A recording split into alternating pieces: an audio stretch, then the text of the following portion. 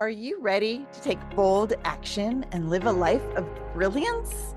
Welcome to the Bold and Brilliant podcast, where women leaders share inspiring stories about daring decisions that shape their businesses, their lives, and their careers. Today, I'm with the fabulous and amazing Julie Marty-Pearson. Julie is a dynamic podcaster, speaker, coach, and advocate, and passionate storyteller, empowering women to share their stories through podcasting. She hosts two podcasts. The first is The Story of My Pet, which highlights inspiring tales of pets while advocating for animal rescue, fostering, and adoption. And the second is Podcast Your Story Now, which focuses on inspiring stories from women podcasters and guests about how they amplify their voices and grow their businesses through podcasting. Julie also created the Women's Podcaster Party networking community to further support women and non-binary podcasters, guests, and speakers. And on a personal note, Julie was my coach in creating this podcast last year. And so I know firsthand about what it's like to work with Julie. And I can't wait for you to hear all of this story. As we talk, you'll hear Julie share her journey of entrepreneurship, including one bold decision that's created her path of what was next. Her story of resilience, risk-taking, and transformation will inspire, encourage, and support your personal and professional growth. Please join me in welcoming Julie to the Bold and Brilliant podcast. Julie, I am so excited that you're here on the Bold and Brilliant podcast. Welcome. Thank you. I'm so excited to be here. Yay. After all of this time, well, not all of this time, it's only been 6 or 7 months since the podcast began, as you well know, because you helped me make it in the first place. I'm so grateful to our working together to make this happen, because it's been so much fun, such a great learning experience for me to create this platform and start it on its however many years long journey it will be. But, you have your own journey of not only podcasting, but getting into, what I guess I could say broadcasting, but really just storytelling and all of that effort that you've put in to share what's happened for you in your life and the things that you're passionate about. So for the folks who haven't met you yet, start back a little bit and tell us how you got to where you are now. That's an easy question. It's everything. So it's easy Right. to answer. It's just how much do you include, right? Right. So I like to go back to when I turned 40, which was back in 2017. Had to do the math in my head real quick. And it was kind of a pivotal turning point in a lot of ways, not to go into a whole lot of detail, but I turned 40 in the next 2 years, I was diagnosed with kidney disease. My dad passed away. My husband lost his job, and then I lost my job. And then we got new jobs. I lost my job again, and partly because of my health issues. And I ended up having a hysterectomy. And I was coming out of the cloud of all of that grief and loss and what's happening and my body changing physically and emotionally. Yeah. And was kind of like, okay, now what do I do? And COVID hit.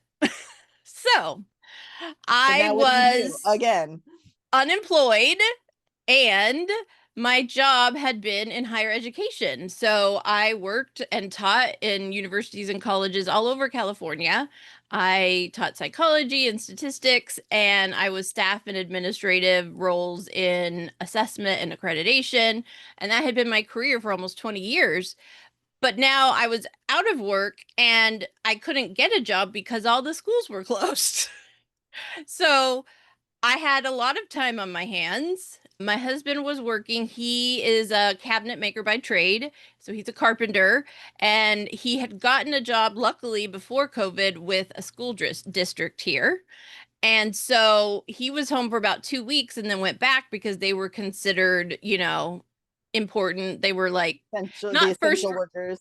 Yeah, they were in the essential workers because, in maintenance and custodial and stuff like that, even though there were no kids there, they were still there maintaining everything.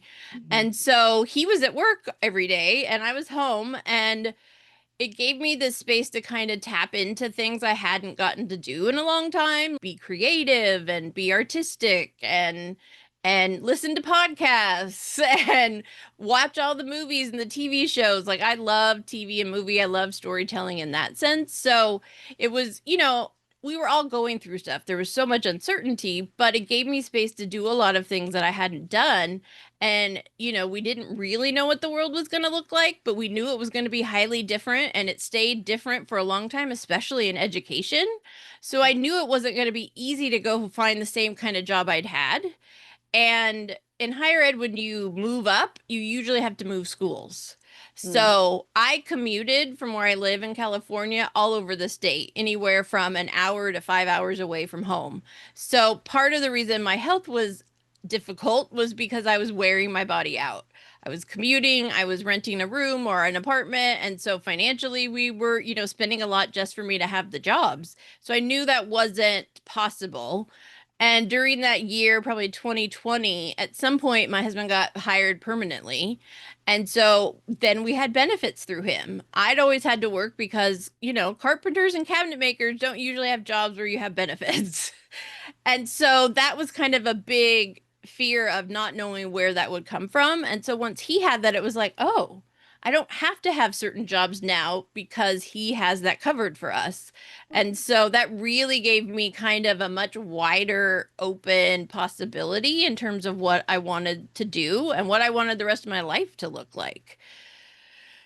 Yeah. So then I had to figure out what did I want the rest of my life to look like. So I have my doctorate in organizational psychology, and one of the courses we have in that program was coaching. And now it's mainly geared more for corporate and organizations, like how to be an executive coach, how to coach people and groups and teams. But I had originally been in a clinical psych program, so I always wanted to do some type of therapy coaching work. And so I decided, well, let's just do it. I had done some consulting to kind of help with money where I was helping universities, as a consultant, but I really wanted the one-on-one. And so I started my coaching business in 2020, and I started with career coaching because that's what I knew. And one of the things I did in that experience was take all the classes. I knew how to be a coach, I knew how to be a teacher, but I never really took how to run a business class. Yeah. As you know, there are many, many layers to running a business. And so I was taking everything I could, and one of the classes was podcasting. Mm. And of course, at 2020, 2021, podcasting was blowing up because we were all home and all of that. But in this class, it was a group program, and I started meeting all of these incredible women that were in there to do the same thing for different reasons. And so that's when I kind of started slowly finding my people and my community. And my career coaching podcast never went anywhere. And I just thought, I'll try it for fun and see if I even like it. So I decided, what is one thing I can talk about without any preparation? And that is pets. Yay. Yes. As clear as we can see, your As cat you can and see in everywhere the on your video wall. version, Hmm. I always say that when I introduce myself on Zoom for something, I go, and then I have a podcast called The Story of My Pet, which explains all the photos behind me. And, I started with friends. We got on Zoom, we recorded, I didn't edit, there were dogs barking, interruptions, put it out, and slowly people started listening. And then people started reaching out asking to be on the podcast. So I think that was a pivotal point for me, was like, oh, this might be something. People are responding, people are wanting to come on. And one of the things I found again in terms of community was I was meeting all of these incredible women, 30s, 40s, and up, who were like me in a lot of ways, no human kids, fur kids, animal lovers, advocates, and they were all helping animals in some way, whether it was volunteering or fostering, or they were working in rescue or running a nonprofit. And so I also felt like my world opened up, that I felt like, oh, wow, there are a lot more women like me out in the world. I've never had a lot of friends who are like me that don't have kids. And so there was always this, I don't really fit in some ways. And connecting on something I was about and I loved also connected it to me to people who were like me. And so the story of my pet 3.5 years later is still going and is a top 5% podcast, which I am very proud of. I say it is small but mighty. And so then over the course of those 3.5 years, I really delved into podcasting and realized how much I loved it. I love interviewing people. I love connecting with people like this, but I also love storytelling and how important it is for us to share our story. Somebody needs to hear it. How important it is for ourselves. Like storytelling is therapeutic. So evolution of my business ended up being now it's all about podcast your story and helping more women like us share their story as guests, as hosts, or whatever it may be. And so that's then kind of how I ended up in this realm and getting to work with amazing women like you. Yay. Oh my gosh. Okay. So that was all of the story. So let's unpack a couple of steps, right?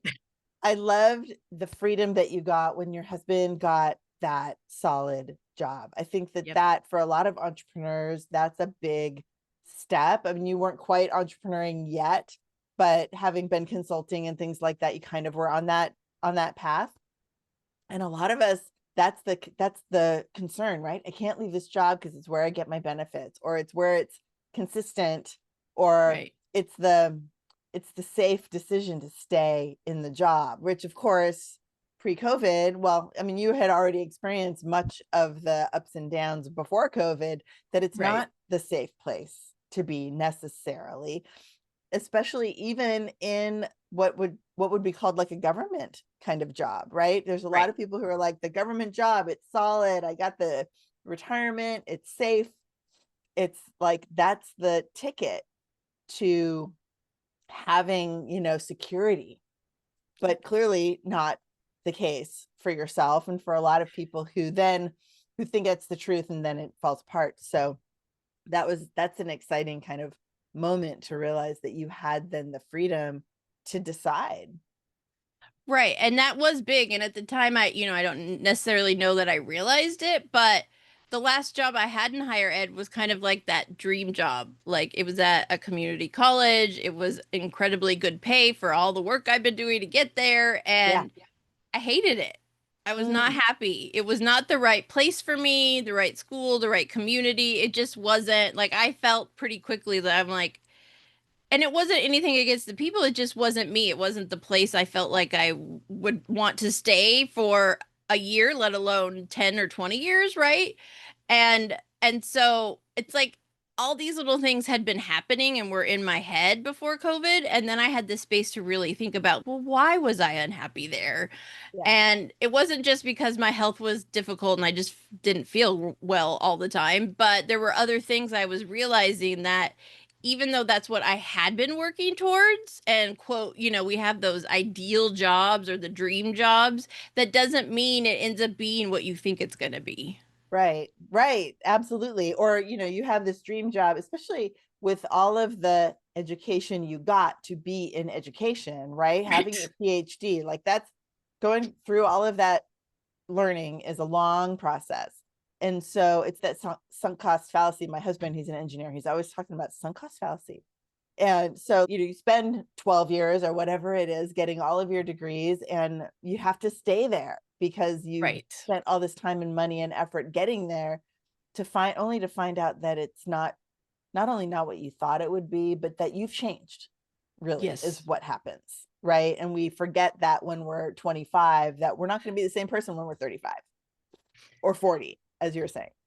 Right. And I think that's so true. And, I think that's also why, as a Gen Xer, we saw our parents as baby boomers pick a career and stick with it. Although I didn't. I saw my parents change a lot for many different reasons. But, I think our generation knew that it's okay to change and that things that made you happy before maybe don't make you happy anymore. And really realize that we're evolving as people. And I think for so many of us as women, 35, 40, 45 is a very pivotal time Yeah. because a lot of us are finally getting to that point where we're fully owning who we are. We're confident and comfortable in our bodies. We're kind of taking ownership of a lot of things we were told. Just be a good girl, just be quiet. No, no, no, no, no. We're not doing that anymore. And Right. I think it was for me, it was really showing up more fully, authentically as myself. I've realized that we all have kind of personas that we have, like work persona, family persona, friend. And I realized like I don't like being in boxes. And some of us have to be because there's certain requirements. Working in higher ed, we had dress codes at several of the schools I worked at. We couldn't wear jeans, and there's these little things that you kind of are forced to. But then when I started doing this online and nobody was telling me what I could or couldn't do, it's like, okay, well, I'm going to show up with my photos of pets behind me and put a bedazzle headband on, and I don't care what people think, right? And Yeah. so for me, being an entrepreneur, a coach, and a podcaster has allowed me to fully not only accept who I am, but be proud of it and share it and Yeah. realize I'm not for everyone. I'm not the right podcast for everyone. I'm not the right coach for everyone.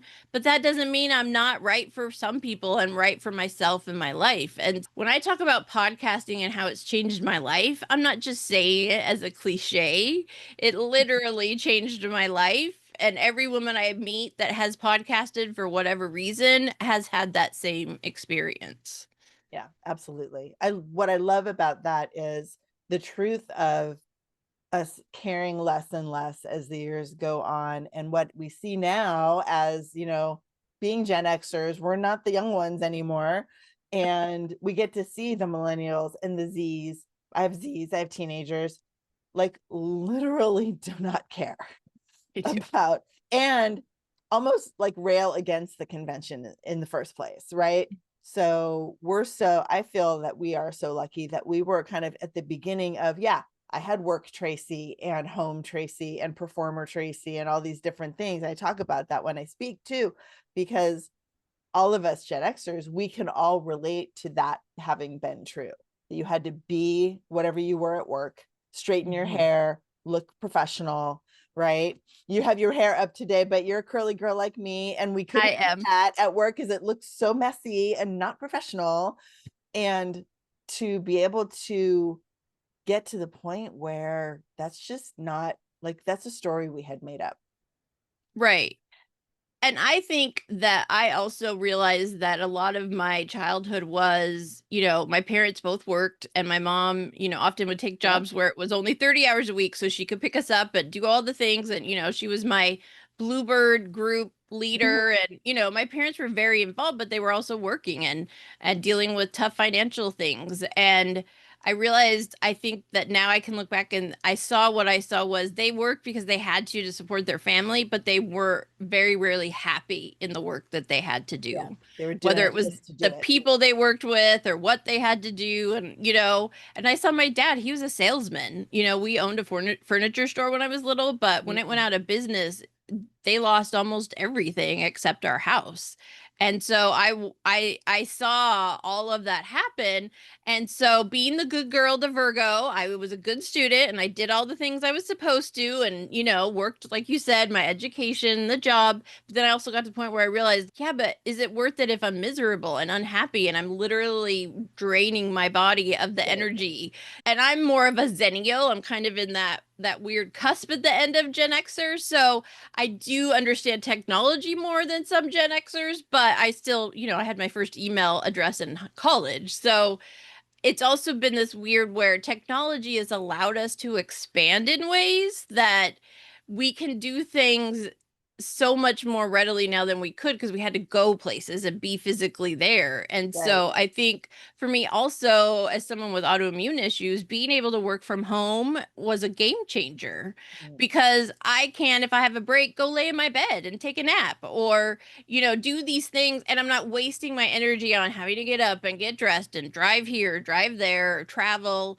Yep. And the travel is fun or things I want to do, not because I have to. So I think so much of COVID allowed us all to kind of realize life can end at any minute. We need to be happy every single day. Yeah. And that we get to figure out what that looks like as we go, because I think beforehand we were all just on that hamster wheel of everything's the same and just keep going and it'll be fine. Lots of fine back then. Fine, whatever Right? that means. Yeah, we know what that means. Exactly. Okay, so let's talk about the technology thing, because you mentioned that a second ago. I think that's a good direction to go. Technology has allowed your business to exist because podcasting, right? Back in, when we were younger, people weren't YouTubers as a career. Podcasting didn't really exist per se. They were And radio jockeys. right. I mean, it was radio. And I mean, we're there with our boom boxes and the cassette tapes trying to make a mixtape, right?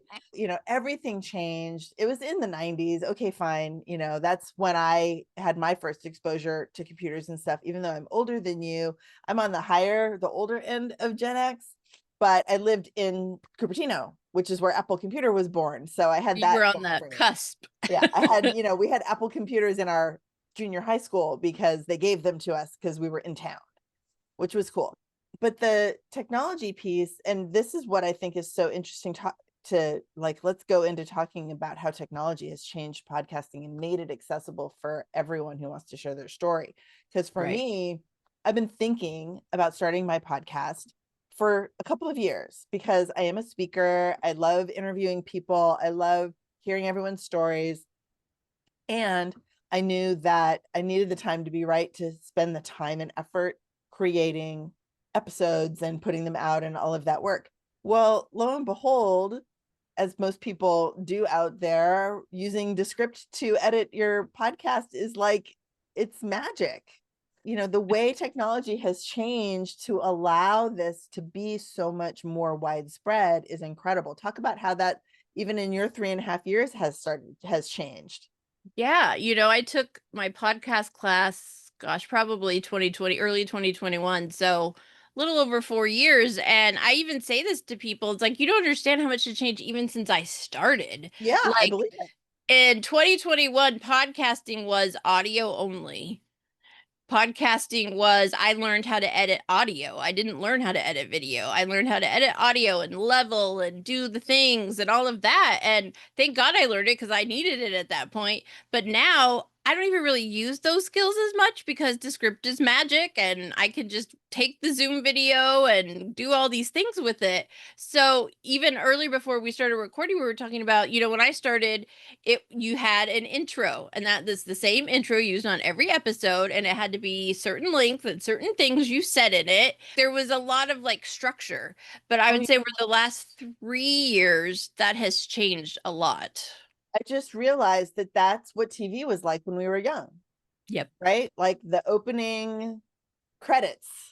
Yep. Were always the same. It's a pre-recorded thing. Even the news had pre-recorded credits. That's had an intro. We knew. The intro was pre-recorded and all the same, not related to anything that was coming.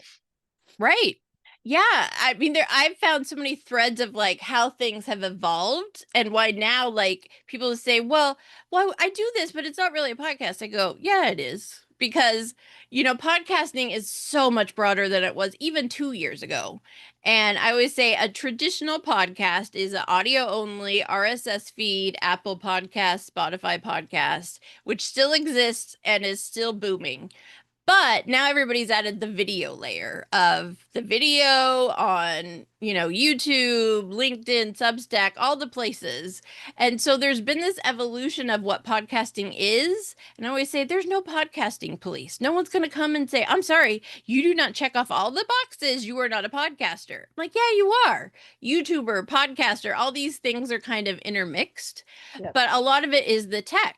Like I said, I was only doing audio and then Descript came out. And at first it's hard. It doesn't always work exactly the way we want it.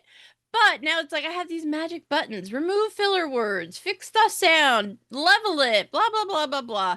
And it's I can do all this magic stuff where it's why am I not putting it on YouTube? Why am I not using video clips? And so I love the evolution because I, as someone who has many degrees and was a teacher, I love learning. So that part of podcasting and the constant change is what I love because I constantly am learning and then getting to teach other people.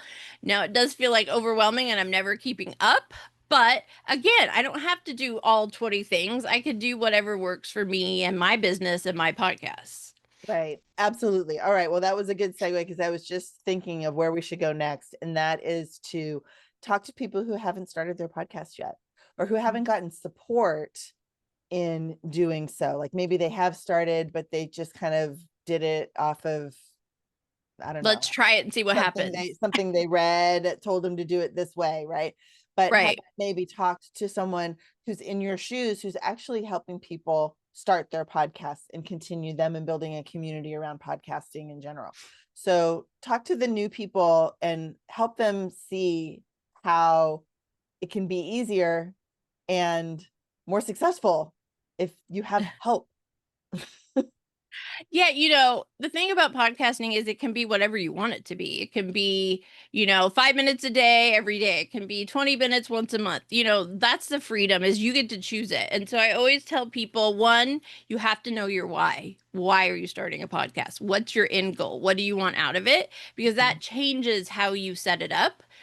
And then two is, it doesn't have to break the bank. You don't have to have anybody that tells you have to have all the certain tech and software and technology. No, I have a mic that is like probably $60 on Amazon and it's great.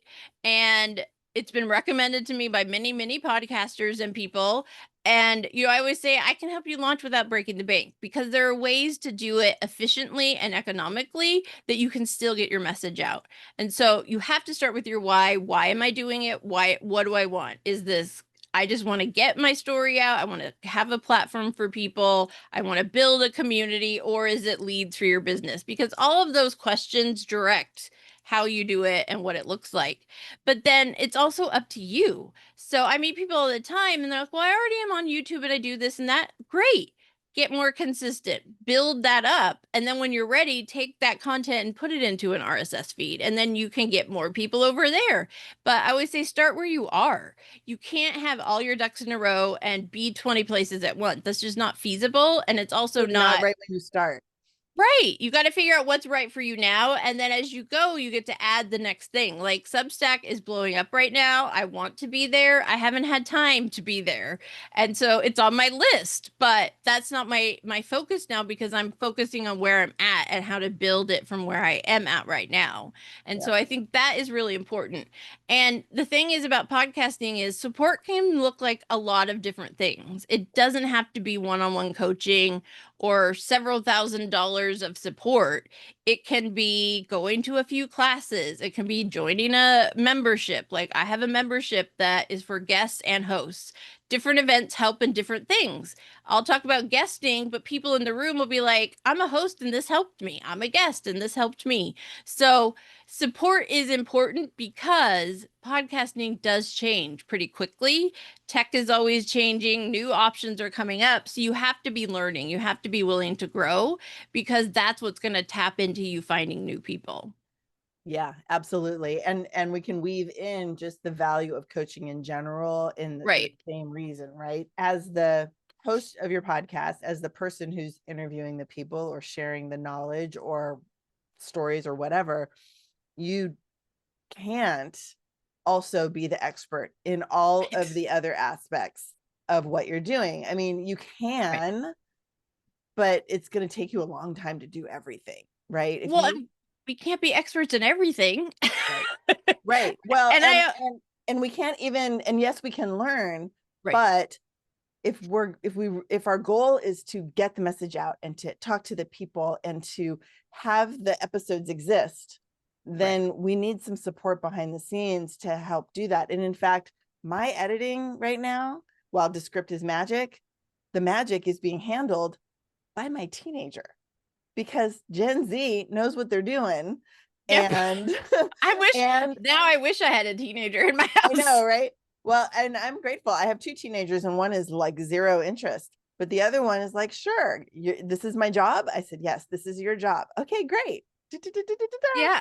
And, I pay him and he makes sure my episodes get uploaded. So it's a win-win for everyone. And I'm not doing it as much as I could. Well, and I also think it's important as a coach. I'm not going to act like I know everything because I don't. I've been doing it for a finite amount of time. I do it in a certain way in terms of my podcast. And I like to have referral people that I know. You come to me, you really want to focus on YouTube? Okay, I'm going to send you to so and so because they do that. I am on YouTube. I do not know it the way they know it, right? And Right. that's what I am trying to create in terms of community, is not just community where I'm helping people, but I'm also connecting people with the right people for what they really need support in. Actually, I'm glad that you said that, because as I was talking about my kid, my thought was, and that's base level support. That's not an expert, right? Right. Someone else who's an expert at YouTube and SEO and algorithm watching and Right. learning the things that change. Because my kid's not Right. learning the things that change. Like, I have to still feed them Right.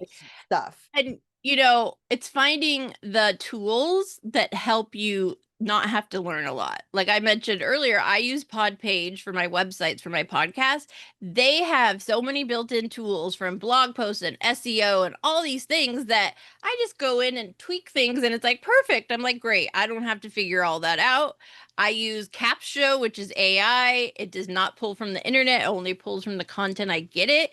That makes my production process so much less. And Yeah. now I can offer that service to other people. Like, okay, you don't need me to produce, great, but you need content, give me the episode and I'll do the rest. So it really is about efficiency and finding the right tools for you Yeah. and that work. But then I've also found that sometimes we just need a little bit of accountability and a little bit of a push.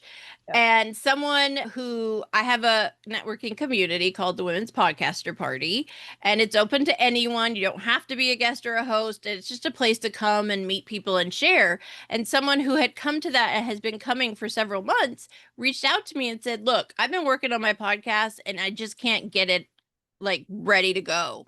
And so I got on a Zoom with her. She told me everything she'd done. She was ready. She just hadn't pushed the button or Yep. whatever you want to say. There were a few things I helped her with, but then it was like, you need to set a date and you need to put it out and say, this is when it's happening, and then it's going to happen. Like sometimes we just need to be told, you don't have to do anything else. You've done a lot. You're ready. You just need to do it. And so I'm happy to be that little nudge to get people finally going on something they've been sitting with. Yeah. Yeah. Awesome. Well, and you said the community is the podcaster party, but really your community is greater than just the party now, right? Right. Or the party used to be a thing and now it's a whole community. So let's make Right. sure to describe all of that, because we're getting close to the end of our time and I don't want to miss that, because I love being a part of your community, founding member. Thank you. And yay. And you're doing a lot of new things on top of what was bi-month or a twice monthly networking one event. Now you're doing a bunch of other things. So talk about what's in your Right. membership. Yeah, so it started with the Women's Podcaster Party, with just as networking, twice a month, free, open to everyone, and that will continue to exist. It's a space to meet people, to learn from others. And then I really created that because I was trying to figure out, what is it that people really need? I thought everyone wanted to launch a podcast, but really in the span of women in business, people are looking for a wide variety of things. And so whether it's starting to be a guest, being strategic about guesting, hosting, sponsoring, all the things. So I created the Podcast Your Story community, where there are levels based on the needs you have for support, but there are accountability, co-working spaces. There's live practice interviews if you need to work on your interview skills, either being interviewed as well as being the interviewer. My education in psychology prepared me to be a host because I was taught undergrad how to do focus groups and interviews. So that is something that I love teaching and helping people with. But it's also what I call deep dive workshops, like hands-on. How does this tool work? Is it the right thing for me? How do I do this? How do I set goals? How do I be strategic? So I have deep dive workshops where I have people from the founder of Podmatch to people have top 2% podcasts are coming in and sharing what they do and how they do it to help others grow in new ways. So the community membership really is this more expansive way that anyone who is a guest, a host, a speaker can come in and learn new things. And I have someone in there who has a podcast for 8 years, over 400 episodes, and more than once she's attended and said, I learned something new today. Like, that is it, it right there. That's what that community is for, because everything is changing. We're always having to learn new things, but we don't have time to go to 20 events every week. I am doing that and bringing it to my community to share it with you. So that's really what my community is for you, to support you wherever you are now and figuring out where you want to go next. Yeah, I love it. And I totally see that coming to your events. Like you said, that woman who has had her big podcast for 8 years, all the way to someone who's thinking about guesting, who hasn't even done that yet, definitely doesn't have a podcast and may not even ever plan to, but it understands the power of storytelling and the power of community in sharing what happens in all our lives together. So beautiful. Yes. Love it. Well, that's very exciting. And I think that this is probably where we're going to wrap up. So tell us just one last thing of, we basically said, the bold decision that you made was to send structured education packing and create your own thing. So give us like final words for someone who maybe is ready to do the same thing or is trying to figure out how that could be them. Right. To take that bold decision. I think it is that a lot of us are waiting to start whatever it is, a podcast, a business, a book, all these things. And it's like, you're never gonna be fully ready. You just have to try. And with podcasting, I did it. It was not perfect in any way, shape, or form. And I can't even imagine listening to some of my first episodes, but it got me out there and it got me in front of people. And then it got me talking to people. So whatever that is, I just encourage you to start in some little way. It's okay to start messy. It's okay to start uncertain, because you learn by doing. And that's what I've done. And I've seen so many other people do. So please just start, believe in yourself. And the thing is, if you realize it's not for you, then and you're not putting all that time and effort into something that is not the right place for you. And thinking about it and telling yourself you should, and then getting in that stuck should place, which we don't. Just start now. Yeah, I love that. Just start. Perfect. Well, Julie, thank you so much. We could keep going for another hour, I'm sure, but that's not going to happen today. But we will talk again. I know you and I talked about doing maybe another kind of shared situation later. So, and of course, I'm in the community, so I'll see you soon. And yeah, I'm excited to get this episode out to the world. So let's say stop. We'll click end and we'll get it out there, and we'll see you again super soon. Thank you again. Thank you for having me. Yeah. Thank you for listening to the Bold and Brilliant podcast. I'm your host, Tracie Root, and I want to invite you to check out the show notes, find out where you can connect with our guests, find out more about what I and the Gather community have to offer you, and be sure to subscribe to this podcast on your favorite platform. Thanks so much.